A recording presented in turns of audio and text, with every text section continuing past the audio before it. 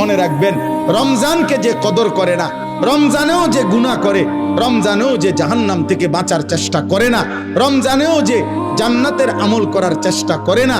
ভাই আমার, ছেলেরা আমার, বাবা আমার, পর্দার আড়ালের মা বোন আমার, সবাইকে এই শেষ কথা বলি। আল্লাহ রসুল বলছে, জিব্রাইল আইসা